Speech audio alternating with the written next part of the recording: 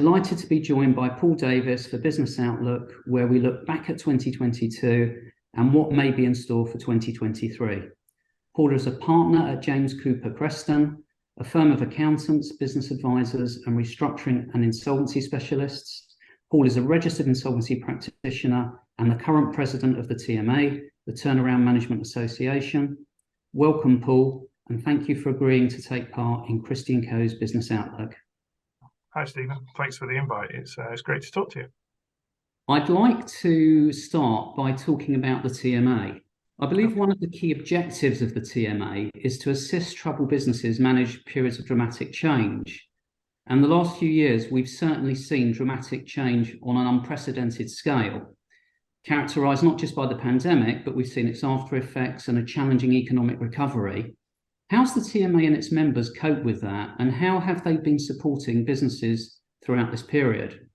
Yeah, I mean, we certainly have seen dramatic change, haven't we, over the last few years, and it's been interesting to see how TMA members have adapted to that. What we've seen a lot of during that time is businesses that need hand-holding. We've obviously seen record low insolvency levels due to the government support. So I don't think any of us has been as busy as what we've probably anticipated for the last 3 years. What the turnaround of the TMA members have in common is that we all understand turnaround. We go through it on a daily, we work in that field on a daily basis. And actually for a lot of directors, this is something that they've never been through before and may never go through again. And it's a very stressful time for directors, and the expertise that the TMA members bring is that almost that hand-holding point and doing the right thing and just making sure that directors are dealing with their fiduciary duties, which change when you start to get into distress and insolvency. In terms of the hand-holding process, I guess it's essential, isn't it, that you're contacted fairly early in the day. And I think one of the things when we speak to companies that are in distress situations, they kind of put their head in the sand a little bit. And often they pop out and realise there's a problem and do something about it late in the day. The earlier we're contacted, the more options are on the table. And that's the really big thing for directors. If somebody's got cash flow 6 months ahead and they can see a problem coming, then there's a lot of options that any sort of advisor can help them with. The problem is if you get a call, and this does happen very regularly, that I've got my wages due on Friday and I haven't got the money to pay it. Actually, the number of options available at that point are so limited that it's not really advice, it's just insolvency in most cases.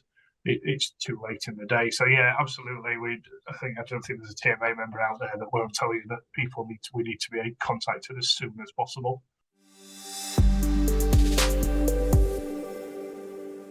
It was largely expected that 2022 would see a significant increase in restructuring and insolvency activity and also business failures. We obviously saw the majority of business support measures and restrictions on debt collection come to an end. And obviously, bills had to be repaid. However, this didn't materialise. Do you think 2023 is the year where we will see a step change in activity? And if so, what do you think the drivers for that will be? This year seems to have all the indicators there. And as you say, all the government support is pretty much gone now. People can take action across the board. We've got interest rate rises, which is we're obviously not seen for a long time. We've got energy prices, raw material costs, staffing difficulties across the board. I mean, professional levels, right down to the sort of hospitality and the sort of lower paid workers. We've got some real problems in employment. And even I was in Boston at the TMA Global Conference back in November, and it's a problem across the board. There was, I think, represented about 16 international countries there. And everybody's saying the same thing. This is not a UK-centric problem. It's a problem across the board and across the world. And it's going to be difficult for businesses to get through that, particularly as I think government support is going to be a challenge because of the debt they've built up over the last 3 years. Do you see that, in a more challenging environment and with this step change where we should see more activity happening this year, do you see good turnarounds and restructuring outcomes being more challenging? Do you think there'll be more insolvency rather than, options to turn around and restructure businesses and for them to fight on to see another day? Yeah, we've seen a rise in insolvency over the last few months, but it seems to be more at the smaller end of businesses for the time being. I do think we'll see an increase in insolvency, but I'll caveat that with I think we'll see some more unusual ways around dealing with the problem. So whereas traditionally the way out of everything was insolvency if it ran out. I think we will see that banks are a bit cleverer now on exit options. I think we'll see more on debt for equity, your debt write-offs, solvent type restructurings, bringing stakeholders alongside, which is something I'm not sure we've seen huge amounts of previously.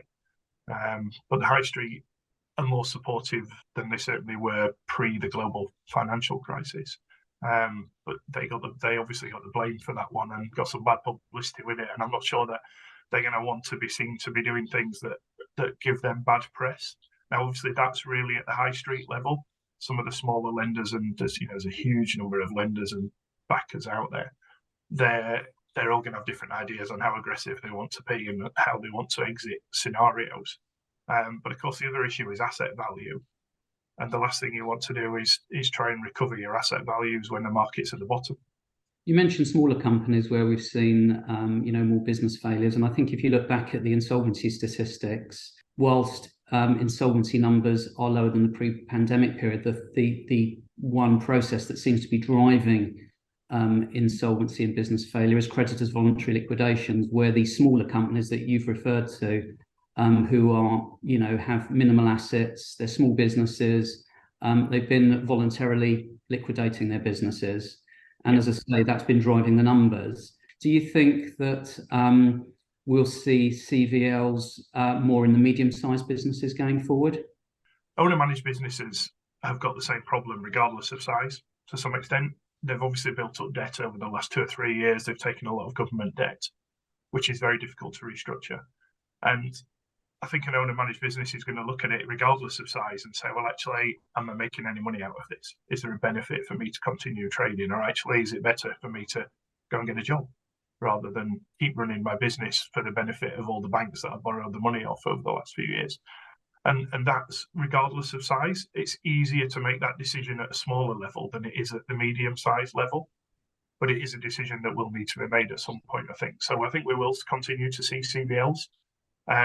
We're also starting to see the revenue putting more winding up petitions in.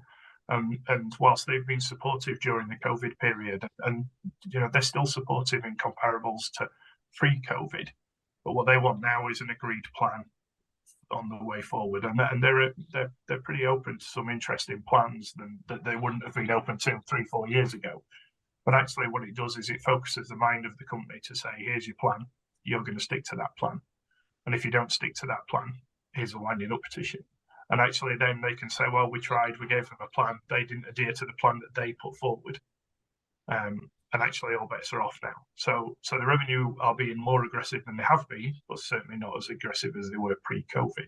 It seems like a key theme again, early engagement. If businesses help the revenue to help them, then they're going to get better outcomes. But obviously if they put their head in the sand and they don't basically approach the revenue early on, then the revenue are obviously going to be more aggressive.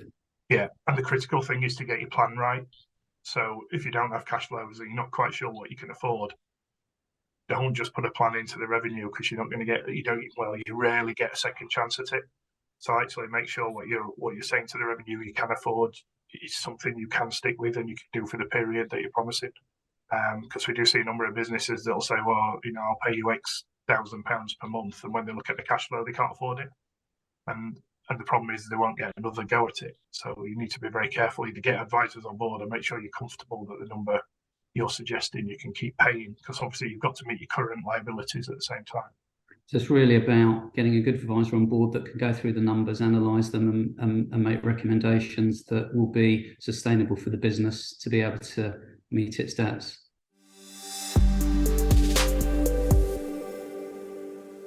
Since the global financial crisis, we've seen a period where there have been relatively low levels of business distress and insolvency.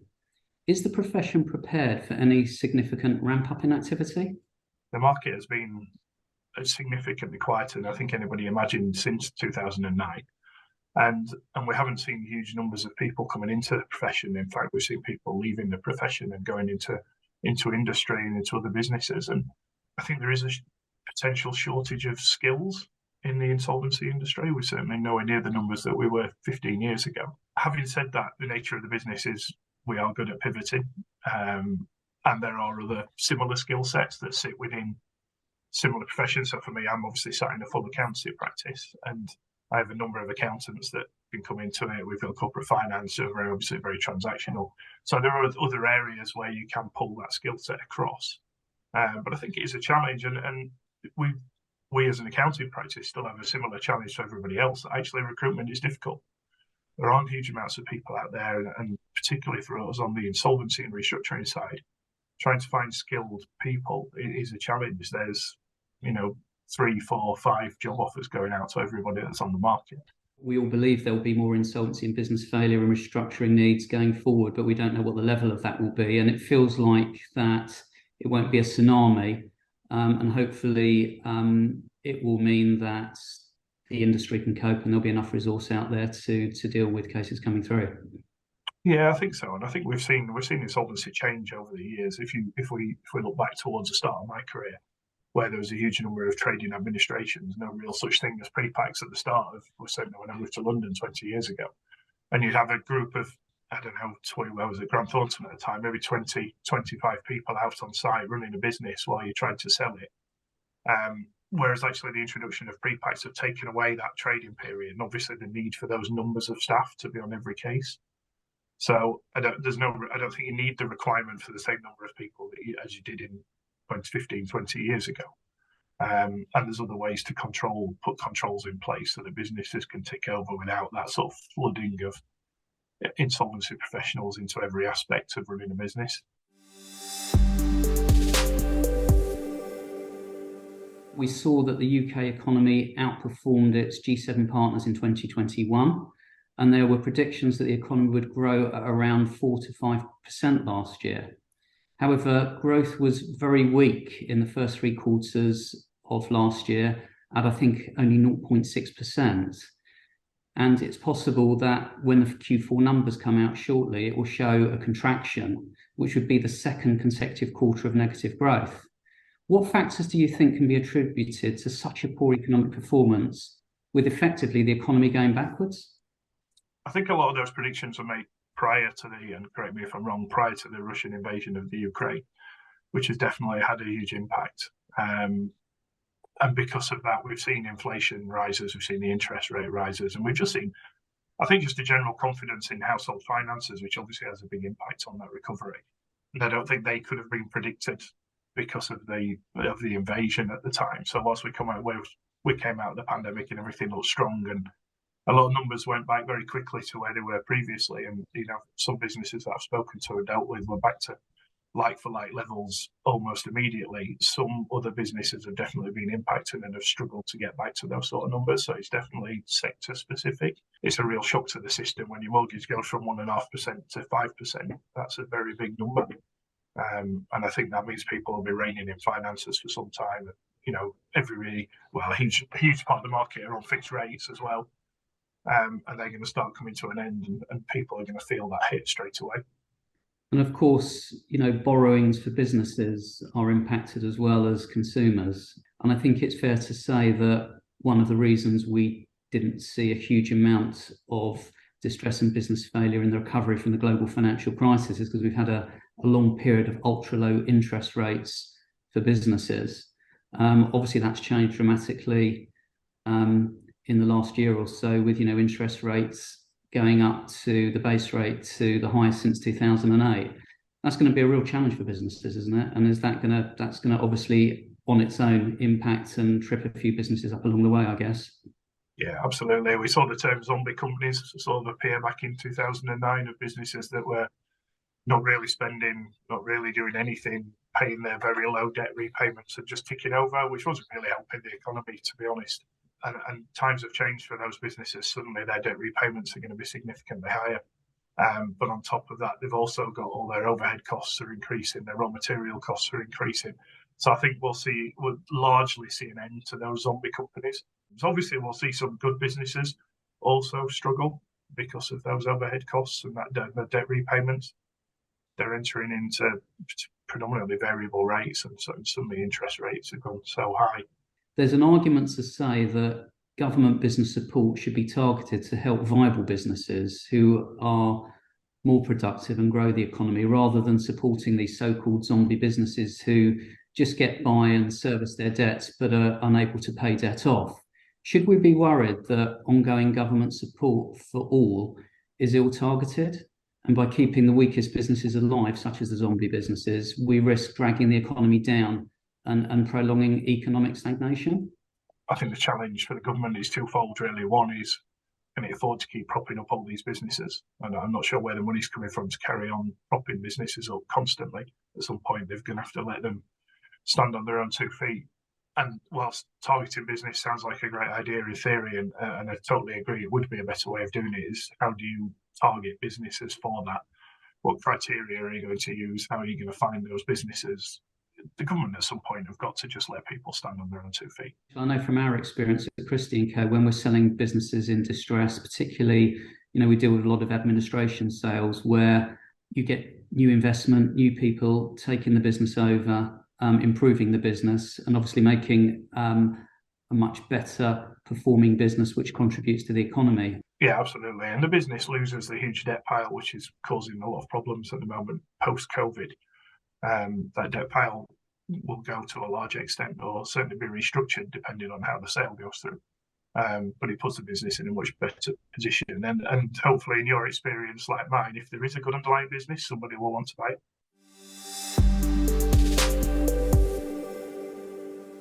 Presumably, the forbearance of creditors, particularly banks and other debt funders, has helped some of the weakest businesses survive. Do you think this is going to continue, or do you think creditors will take a harder line? The high street banks have definitely been supportive. I don't think that position is going to change anytime soon. They really don't want the bad press that comes with forcing people through insolvency procedures. Their tactic seems to be supportive but squeeze, so that they sort of push the decision onto the directors and away from themselves. I don't see that changing. I think that will continue. The banks don't want to be seen as the bad guys, and I don't think they'll be forcing people into insolvency, but they might be forcing the director to make a decision by squeezing availability of cash. But in reality, I don't think the banks will be making many appointments. In the second tier, they can be a bit more aggressive, but still generally supportive. It's usually asset-backed. And actually, the asset is usually better supported in a trading environment than it is in an insolvency, particularly liquidation type insolvency. So from that point of view, I think most businesses will still be supported by their lender. We mentioned the question of asset value. Is the business actually got any worth, or actually you're better off supporting it in its current guise? I think we'll see some of the distressed equity players. We'll see them maybe being a little bit more aggressive, particularly where they've got a debt play in and they can look at taking equity. I think most creditors are very careful and take a lot of advice before they will make a huge decision at either closing a business or putting it into an insolvency process. And actually, most lenders now are a lot more aware of working with directors where possible. We still have the head in the sand directors out there that just try and ignore the fact they've got a problem.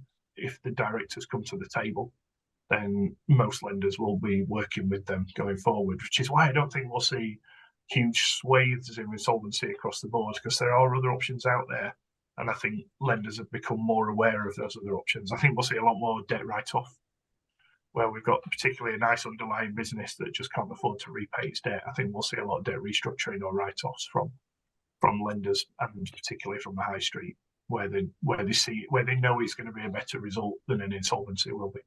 Where lenders haven't got appetite to carry on funding businesses, either because the businesses have gone backwards, or if a business needs more money or more funding, I guess there are a number of options. They can ask their customers to refinance, but obviously if refinance is not an option, no other lender finances them, then obviously the only other solution might be an exit strategy.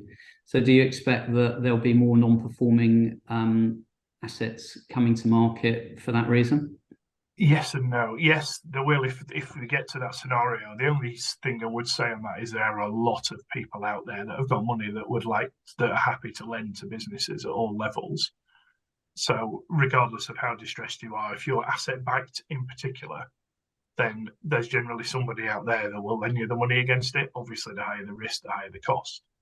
But if somebody's wanting to exit a business because it's no longer, a sector they like, or it's become too risky for them, there's generally another layer underneath where they can probably get that lending, and the initial lender might be willing to take some sort of write-off so to enable the business to restructure. Again, it comes down to what's the other scenario. The other scenario is an insolvency, and in most cases, an insolvency is not the best outcome for the business.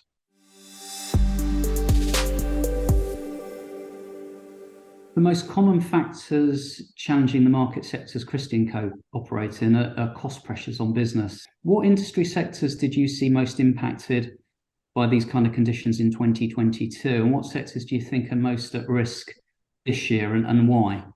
It tends to be a bit cyclical. We have a bit of a specialism in the travel industry in our team, and obviously that was massively impacted in post-COVID for a couple of years. So we saw huge changes in that.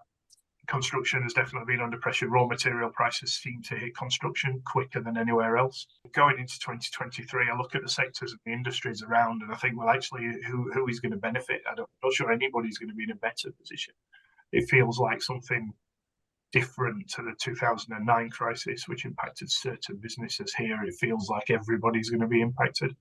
The cost of employment, the cost of raw materials, inflation is going to impact on everybody. It's not just going to be particularly sector specific. I'm based out of London, and just wandering around London, the number of tourists that seem to be back in London, we almost seem to be getting all the people that have been held back for the last 2 or 3 years, and even booking a hotel in London prior to Christmas, paying huge prices for some very basic rooms in central London. So I do think in the hotel industry, we're going to see some geographical differences.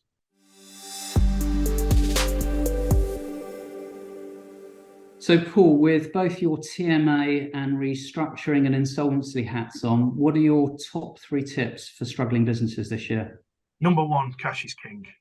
Keep an eye on your cash. We see so many businesses that don't understand their cash position. Complete regular cash flows, preferably at least rolling 13-week ones, which is, industry standard. Number 2, we mentioned a couple of times already, the earlier you take the advice, the better. The moment you think you might have a problem, go and talk to somebody. The company that engages early has got a lot more options open to it than one that does it at the last minute. So that's definitely number 2. And then number 3, talk to your stakeholders. People want to be on board with you. Keep them updated, keep them alongside you, and they're going to be a lot more supportive. The bury their head in the sand just doesn't work. Not telling people you've got a problem and trying to pretend you haven't is never a good option. Talk to your stakeholders, make sure they're involved.